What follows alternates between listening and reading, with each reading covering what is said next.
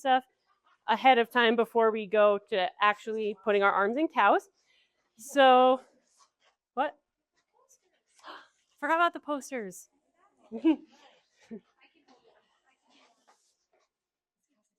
So Caroline mentioned earlier, most people palpate with their non-dominant hand.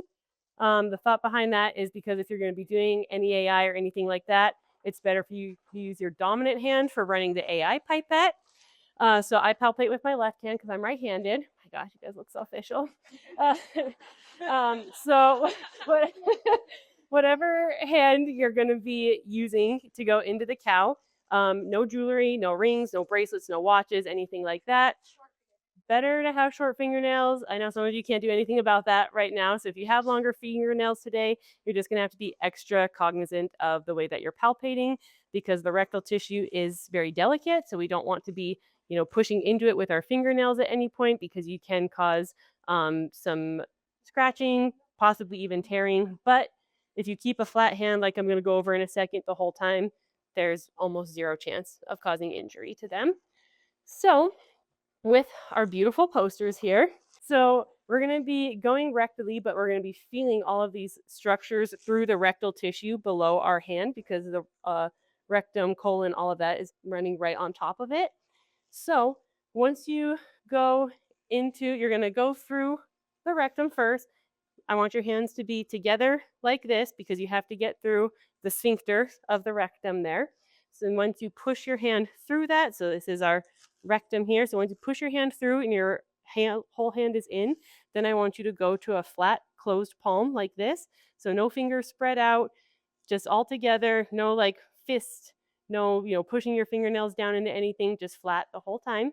And so anytime you're feeling anything, I want you to be doing that because of that rectal tissue being just a little more delicate.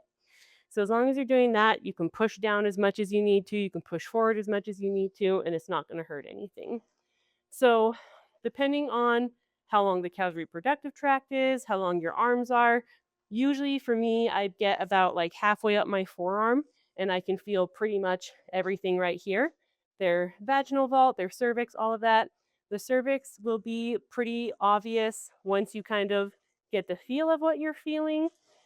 Because it's so firm, you have this thick tissue that makes it up with the little ridges.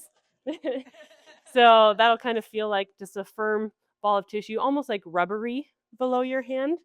But what I want you guys to go for first when you get in there is we're going to find our way to the end of the pelvic bone here. And so once you get to the end of the pelvic bone, you'll feel it under your hand when you find the bone. I want you to go forward until your hand kind of drops off this edge of the pelvis out into the abdomen. And then when you're there, that pelvis makes kind of a U. You'll do a sweep side to side and see if you can feel these structures hanging over the pelvis. So like on this picture, these are hanging over. In the cow, they're going to be going down more like that. And so you'll see if you feel them hanging over. If they are, there's a good chance that they're pregnant because they get fluid as they get pregnant. They get the baby that weighs all of this down, pulls it further into the abdomen. When they don't have a baby, all of this is usually just tucked up more in this pelvis here. So if you don't feel anything at the pelvis, you'll come back. We'll do another sweep. I'm going to talk each of you through this all over again as you go. The other thing I want to point out that you can see on this picture is that their horns curl back on themselves. So it's not the same as like for us, ours does the classic Y where you have the body splits up into the horns to your ovaries where it actually goes up a little bit. Theirs does split, but it curls back on themselves when they're not pregnant. So you won't be able to follow, each horn to the side. So when you're finding an open uterus that's within the pelvis here, it basically is going to be, this is a stretched out version for this picture. It usually is much more condensed than this. You're going to feel basically like a ball of squishy tissue hanging out in that pelvis.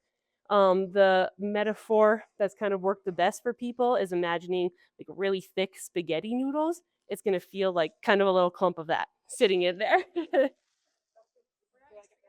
If they're open, because all that's going to be right here. If they're pregnant, you're probably not going to feel much of this. You'll feel it hanging over the edge of that pelvis. I want you at that point to follow it as far into the abdomen as you can. See if it feels fluid, like a big fluidy balloon-filled structure. If you can kind of tap on it, like imagine tapping on a water balloon, how that would feel. That would be kind of what like a big pregnant fluid-filled uterus is going to feel like. Depending on how pregnant they are, how far along, you might feel part of a calf, so an actual skeletal structure within the uterus, but they have to be like 7 and 9 months late stage pregnancy for that to happen. Um, and then the one other thing I want to tell you about in advance is so their rumen of their stomach sits on the left side. If it's really full, it will kind of push out into the middle of the abdomen. Some people will confuse that for a pregnant uterus because you have this big, sometimes fluidy filled structure there, depending on, how much fluid they have in the rumen, how full they are at the time, things like that. So if it seems like it's coming from the left more, that's the rumen. If it's the uterus, it's always going to be below you under your hand. So you'd be like going through rectum. Once you're in to your hand, flat hand. Like I said, most of this would probably be a little shorter here, but feeling it. So you're going to push down till you find this bone down here. That's what I want you to find first is that bone, because that's going to be your best landmark. If you get confused, if you get lost in there, you can always just go back, find the bone beneath you, and reset. So then that's when you're going to go forward, feel your hand drop over. Then you'll do that sweep side to side, see if the uterus is hanging over. If it is, like this picture, then follow it as far as you can go and then kind of assess from there. If it's not, you're going to come back from that edge and do another sweep in here.